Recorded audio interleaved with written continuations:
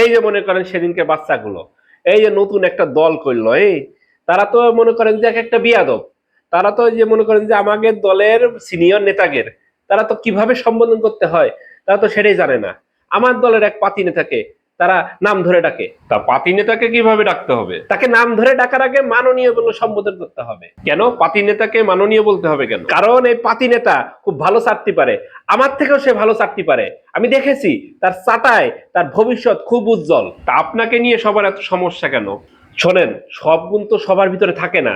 তাগের ভিতরে একটা গুণ নাই, যেই গুণটা আমার ভিতরে আছে।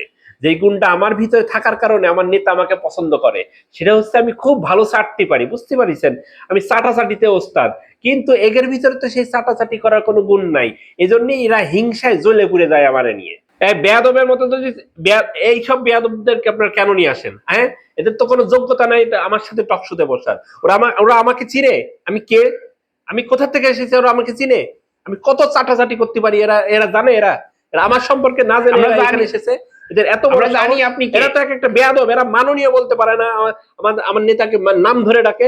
এরা কোথা থেকে এসেছে? এরা কোথা থেকে শিখেছে এগুলা? এগুলো গরু ছাগল বাস্টার্ড এগুলা। এই বেয়াদবের মতো কথা বলবা না কিন্তু, বেয়াদবের মতো কথা বলবা না কিন্তু। আঙ্গুল নামায় কথা বলো। আমি আমার আঙ্গুল আছে তাই আমি আঙ্গুল দিয়ে কথা বলি। আমার এখন ক্ষমতায়, আমার এখন আঙ্গুল নামায় কথা বলো। বেশি ধমক দিয়ে কথা বললে কিন্তু আমি ভয় পেয়ে চলে যাবো। তুমি জানো আমি কে? জানো? আমরা জানি আপনি কে। ওই যে আপনি বলেছিলেন আমাকে ভাসান, আমাকে ভাসান, আমাকে ভাসান, আমাকে ভাসান।